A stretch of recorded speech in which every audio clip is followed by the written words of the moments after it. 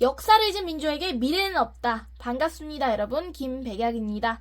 중학교 3학년 역사2 역사기말 직전 시험 범위 총 정리입니다. 상구의 성장부터 무신 정권까지 오늘 마지막으로 3단원 고려의 성립부터 무신 정권까지 가보도록 하겠습니다. 고려의 건국과 후삼국 통일 보도록 하겠습니다. 소학 개석의 호조인 왕건은요, 궁예의 세력이 커지고 그의 신하가 되었습니다. 이후 왕건은 후백제의 금성을 점령한 듯 공을 많이 세웠어요.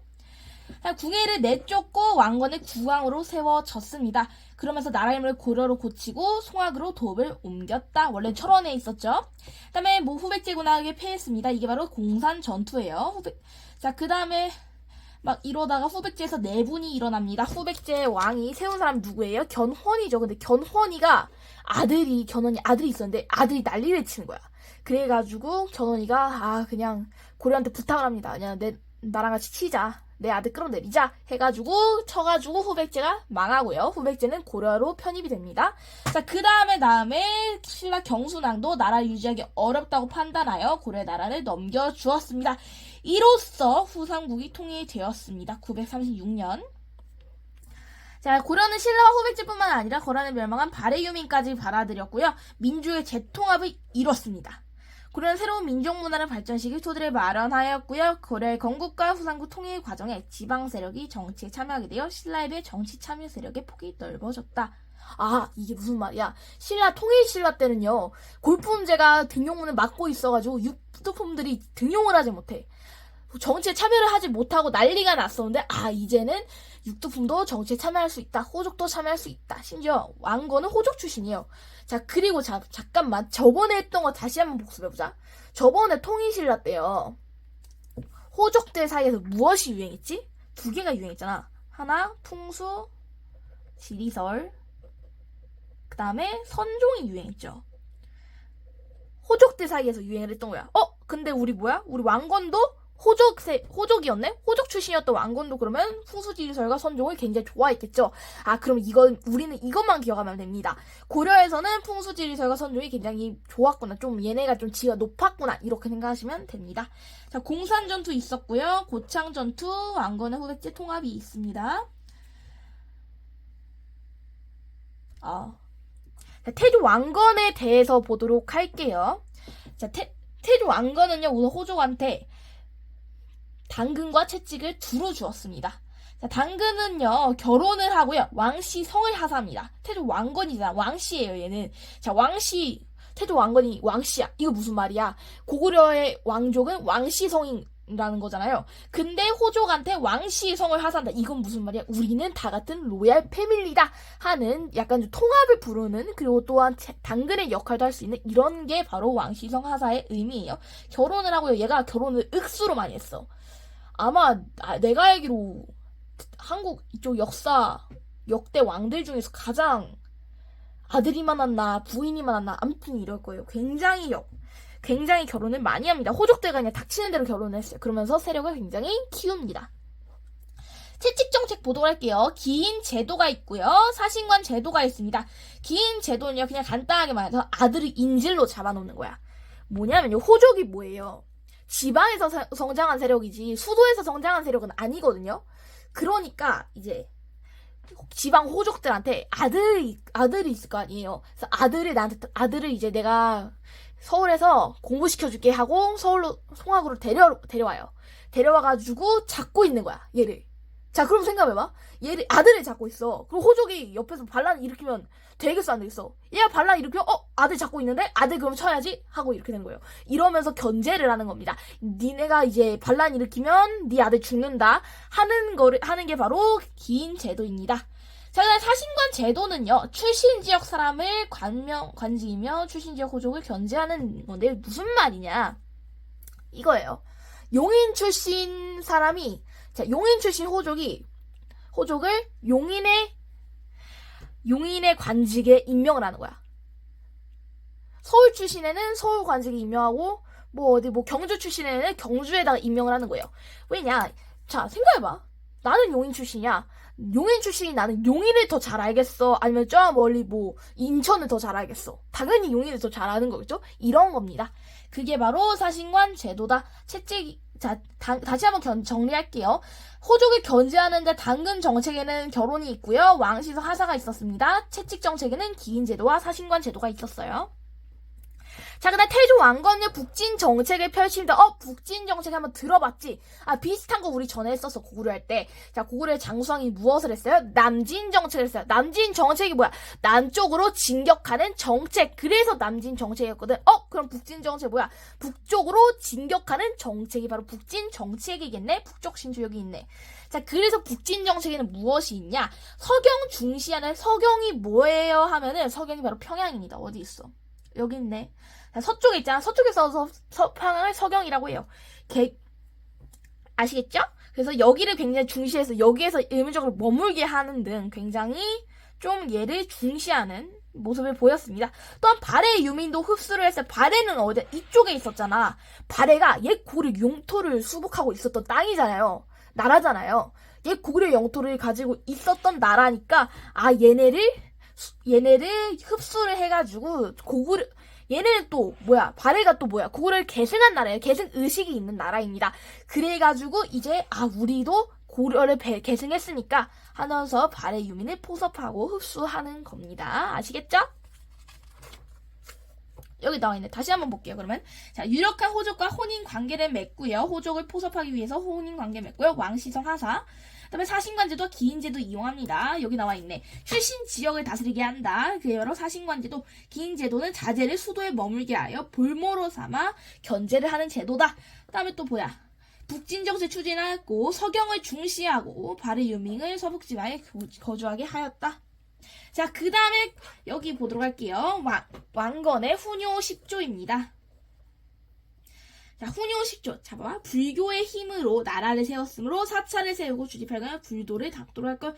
모든 사원은 도선의 풍수 사상에 따라 세운 것이니 이외에 함부로 사원을 짓지 말 것. 풍수지에서 중요한다고 했죠. 중시한다 했어요. 호족 출신이니까. 그다음에 중국의 풍수를 억지로 따르지 말고 거란의 언어와 풍습은 다르므로 의관제도를 본받지 말 것. 왜 거란을 본받지 말라고 했을까? 자, 거란이 누구 멸망시켰어요? 거란에 의해서 누가 멸망을 했지? 발해가 멸망을 했잖아. 근데 발해는 뭐야? 고구려를 계승한 국가예요. 고려 입장에서 발해가 굉장히 중요하고 소중한 국가거든? 근데 그런 발해를 누가 멸망시켰냐? 거란이 멸망을 시켰잖아. 그래서 거란을 중시. 본받지 말고 거란 나쁜 놈! 이렇게 하는 겁니다. 서경을 중요시할 것. 부처를 섬기는 연등회와 하늘의 신령 및 오와 명산, 대천, 모인, 활관을 성실하게 열 것. 연등회 불교 행사야. 불교를 굉장히 중요시한다. 실제로 고려는 불교 국가예요. 국교가 불교입니다.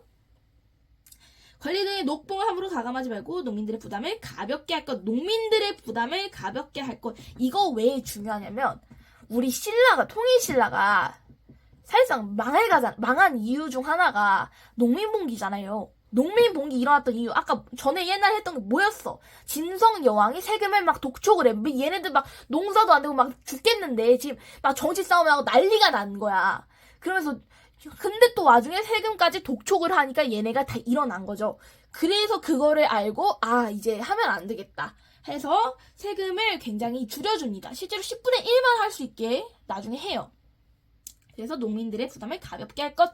자, 그 다음에 왕권의 안정과 체제 정비 보도록 할게요. 자, 태조가 죽은 뒤 호족 출신 외척들 사이에서 왕위 계승을 둘러서 싸움이 굉장히 많이 일어났어요. 자, 2대 세종, 그 다음에 3대 정조, 그 다음에 4대 광종이 있습니다. 얘네 셋은 다 형제예요. 나 이거 옛날 드라마 봐가지고 나 이거 좀 정확하게 기억이 나거든? 약간 이것도 여러분한테 추천하는 건데 달의 연인 보부 경심녀라는 드라마가 있어요.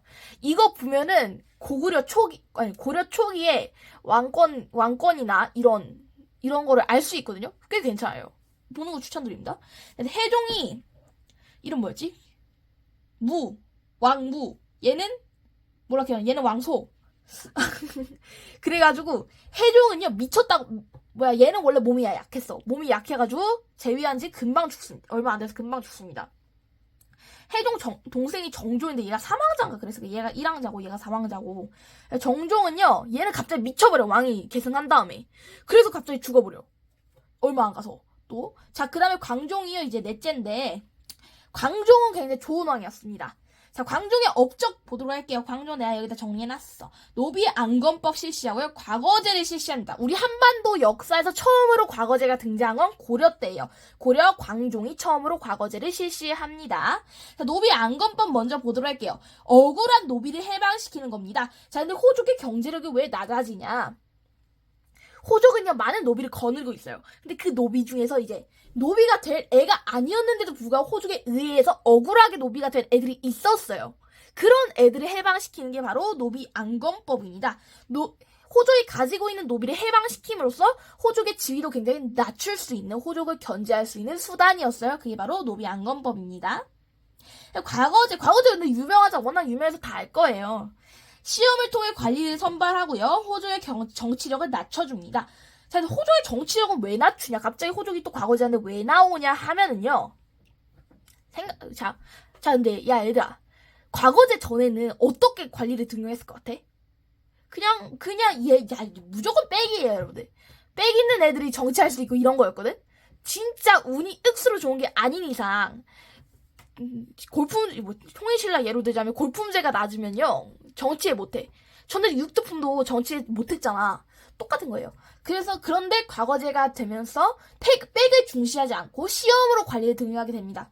물론 근데 100% 과거제는 아니에요. 백을 통해서 관리를 등용하기도 합니다. 그럼에도 과거제가 굉장히 명예로운 거예요. 그래서 이제 호족이란 이유만으로 관리에 등용할 수 없게 되었다. 이렇게 생각하시면 될 것 같아요. 자, 그러면 하이라이트 보고 갈게요. 자, 이러한 상황에서 해종과 정종대는 왕권이 매우 불안정했다.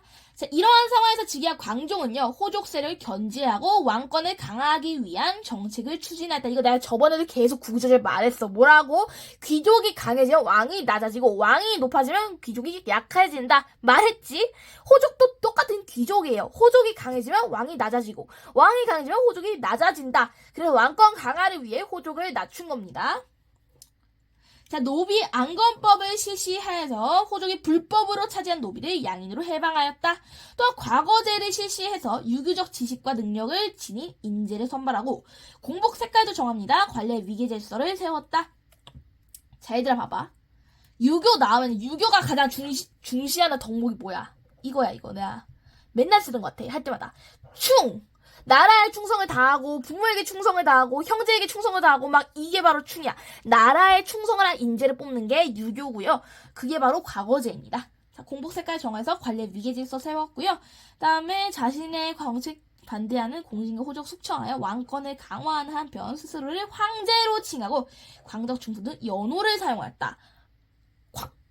고려는 중국의 속국이 아니다. 오케이.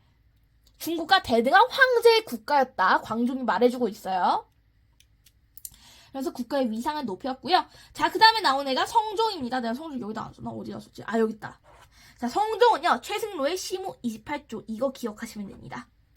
자, 최승로라는 신하가 있었어요. 근데 얘가 딱 28가지 잔소리를 따박따박 한 거야. 성종한테. 성종 어땠을까요? 자, 생각해봐. 지금 잔소리 28가지 딱 받았어. 애가 기분 나쁘지? 얘는 근데 이 28가지 단 한 개도 빼먹지 않고 다 정책으로 수용을 합니다. 자, 그 중에서 대표적인 게 유교를 정치 이념화하는 거고요. 12목의 지방간을 파견하는 게 있어요. 대표적인 게. 유교를 정치 이념화. 이게 무슨 말이야? 아까 내가 말했지. 고려의 국교는 불교 아닌가요? 고려는 불교 국가 아닌가요? 이랬잖아. 근데 고려는 불교 국가가 맞아. 근데 유교를 정치 이념화했어. 이게 무슨 말일까? 자, 불교와 유교를 따로 보는 거예요. 정확히는 종교와 정치를 따로 보는 거야. 자, 종교는 불교인데 우리가 정치에 수용할 거는 유교다. 왜냐? 유교가 사람들이 좀 다스리기 편리했어. 무조건 강제적 충이니까. 오케이? 그래서 유교를 정치 이념화 시킵니다. 또한 12목의 지방관을 파견하는데 이게 무슨 말이냐? 한반도. 그리지 말자. 너무 못 그렸다. 자, 고려 땅 전체를 12가지로 나눠요. 그 12개에다가 지방관을 파견하는 겁니다. 어렵지 않죠? 자, 그럼 여기 보도록 할게요. 성종 호족 세력의 약화와 왕권의 안정을 배경으로 중앙 집권 체제를 강화하였다. 최승로와 건의하 시무 28조를 받아들여 유교를 정치 사상으로 통치의 근본 인형으로 삼았다. 또 당송의 제도를 참고하여 중앙 관제를 정비하는 등 국가 운영을 위한 여러 제도를 마련하였다. 불교와 토착 신앙 행사를 억제하며 재정 낭비를 줄이는 데도 힘을 썼다. 오케이? 시무 28조 이것도 보도록 할게요. 자, 임금께서 백성의 집집마다 가서 날마다 돌볼 수는 없습니다. 수령을 파견하여 백성을 돌보게 하십시오. 이거 수령 파견하는 예를 지방관이랍니다. 12목에다 파견을 하는 거예요. 연등이와 팔관을 줄여 백성 힘을 펴게 하십시오. 불교를 믿는 것은 자신을 수양하는 근본이며 유교를 행하는 것은 나라를 다스리는 근원입니다. 딱 이렇게 분리를 하는 거야.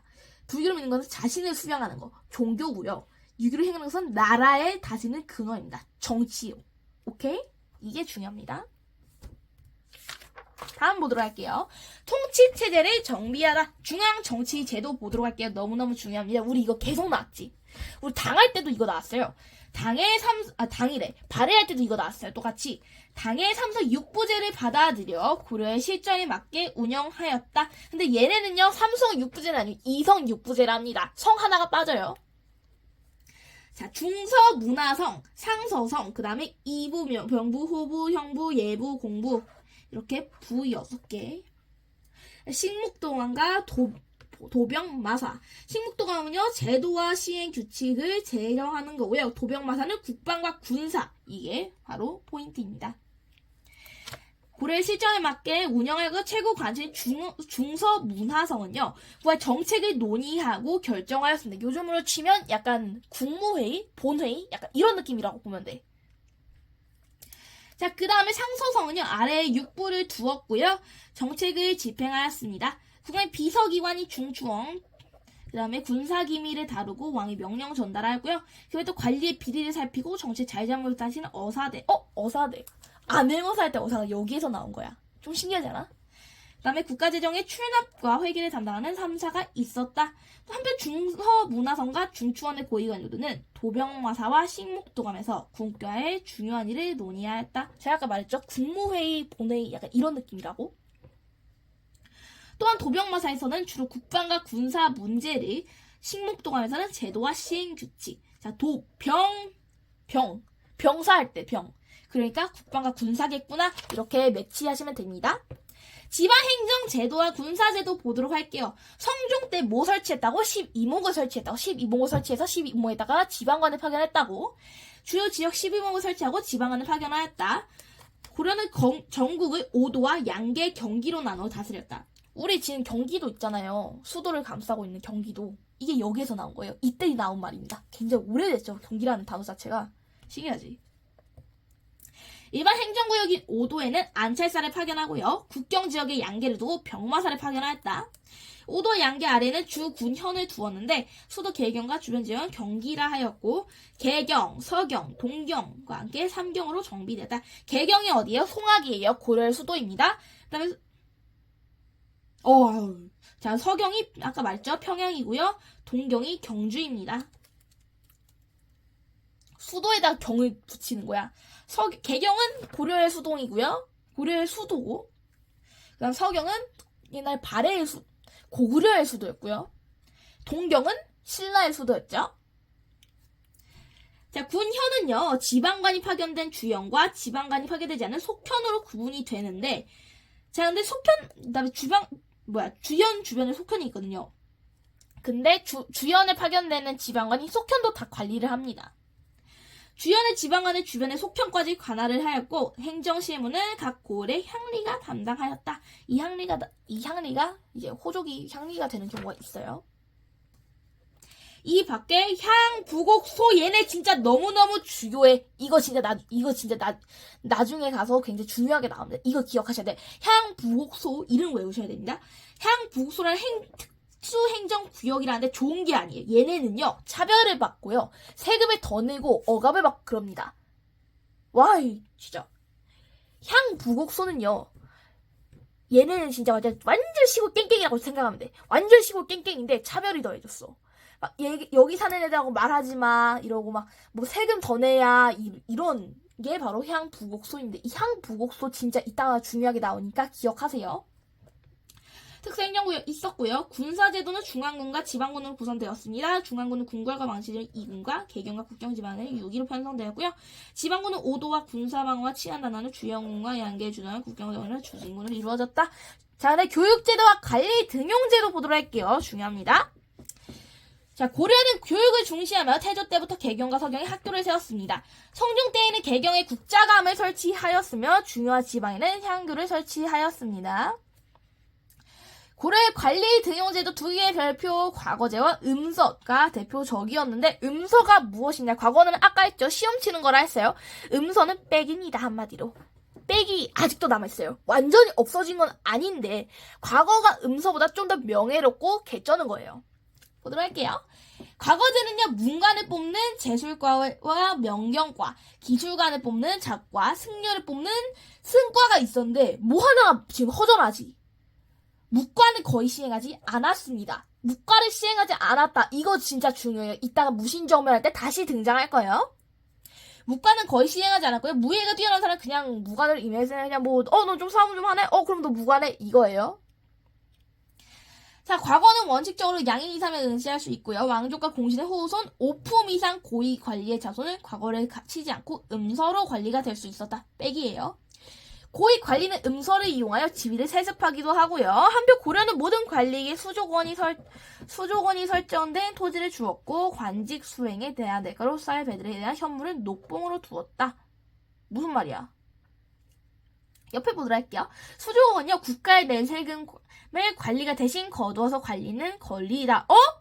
이거 우리 저번에 할 때 배웠을 텐데, 우리 이거 통일신라 할 때 뉴스페이퍼 킹이 했던 거야. 뭐였어? 뉴스페이퍼 킹이 뭐 했어?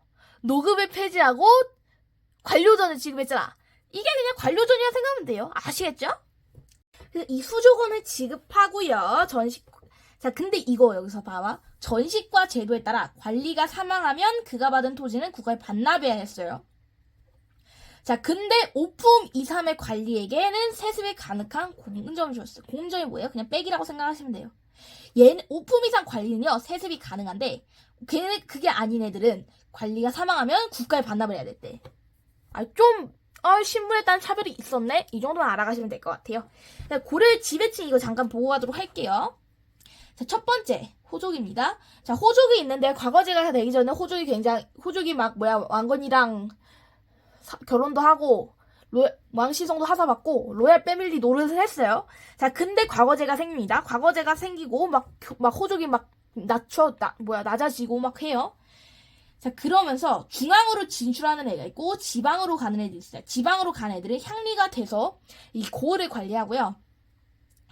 중앙으로 간 애들은 이제 문벌 귀족인데, 문벌 귀족이 무엇이냐? 문벌 귀족의 정의가 뭐냐면요, 5품 이상 관리를 3대 이상 대대로 세습한 귀족을 문벌 귀족이라 합니다. 이따가 이게 나올 거예요, 아마 다시.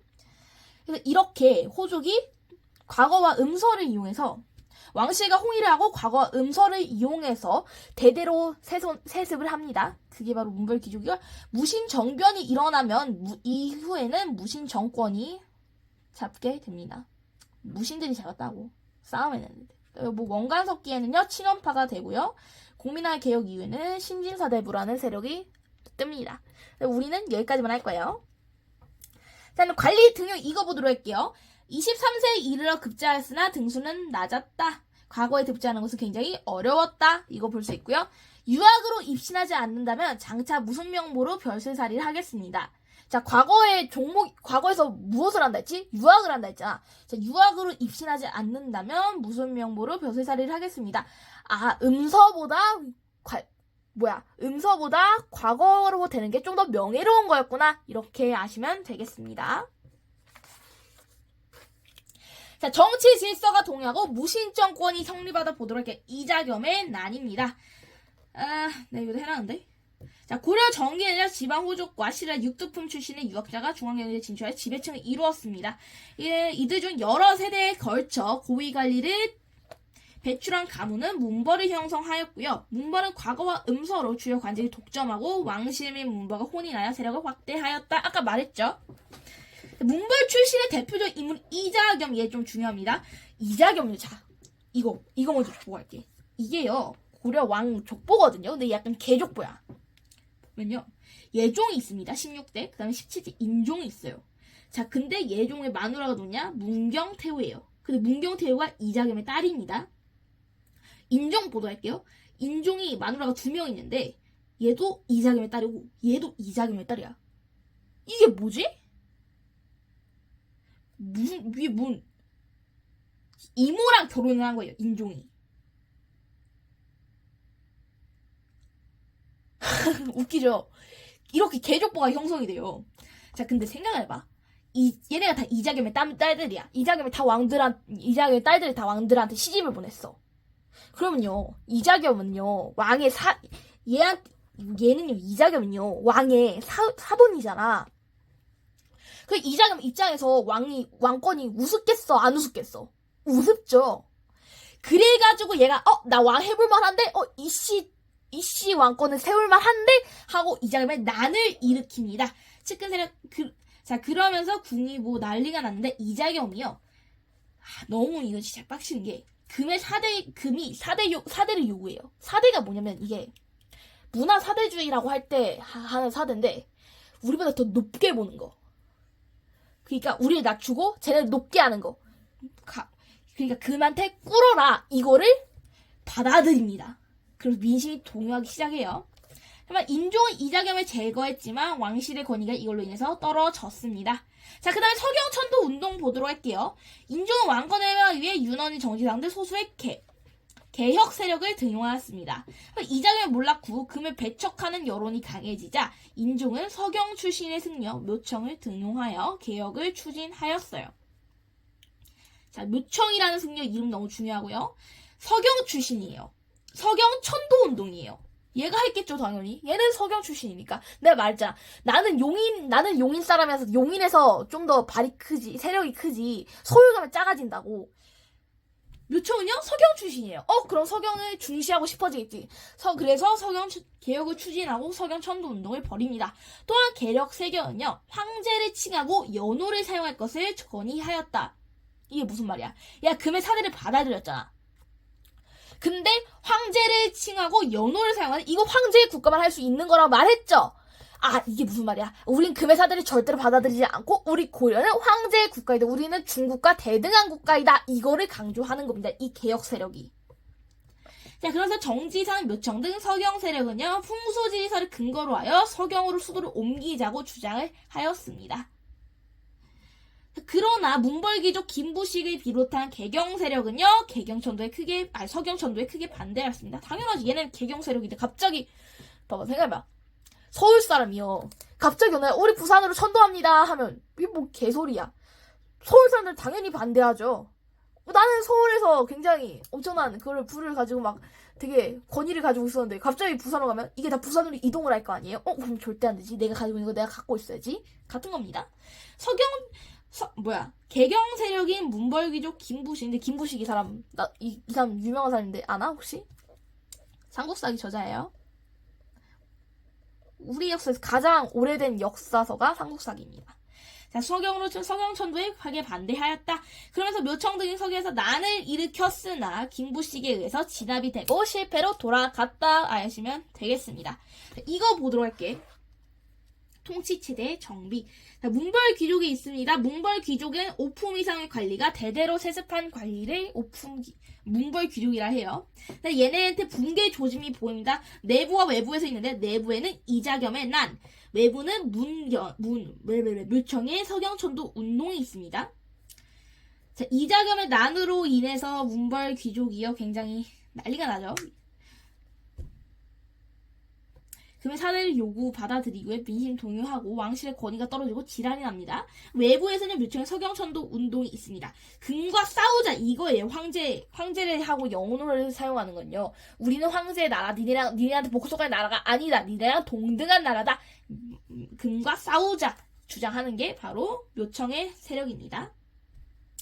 자, 그러다가 얘네는요, 나중에 붕괴를 하는데 얘는 무신정변대 붕괴를 합니다.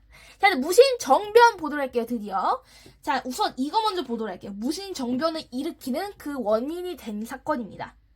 김돈중이요. 정중부의 수염을 촛불로 태워버리더니 정중부가 그를 원망하였다. 정중부 이름 들어봤는데 무슨 이름이야? 내가 노래 외우라 했잖아. 무단정치 정중부 화포체 무선 이러잖아. 무단정치 정중부. 아, 정중부가 정치를 무단으로 했겠구나. 왕위를 무단으로 찬탈했겠구나. 알 수 있어야 돼요. 아, 진짜 이 노래 진짜 너무 이 역사 날 먹여 꼭 외워 진짜. 자, 정중부의 수염을 촛불로 태워버리니 정중부가 그래 원망하대. 정중부는 무신정변 당시에 무신이에요. 무관입니다.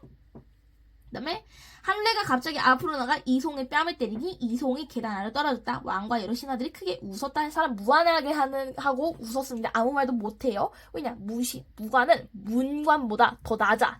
굉장히 하등 취급을 했어. 사실은요, 여러분들 맞다이 까면 무관이기겠어, 문관이기겠어. 당연히 무관이기지. 문관 애들은 앉아가지고 공부나 하는 애들이고, 무관 애들은 나가서 싸우는 애들인데, 무관이 훨씬 셉니다.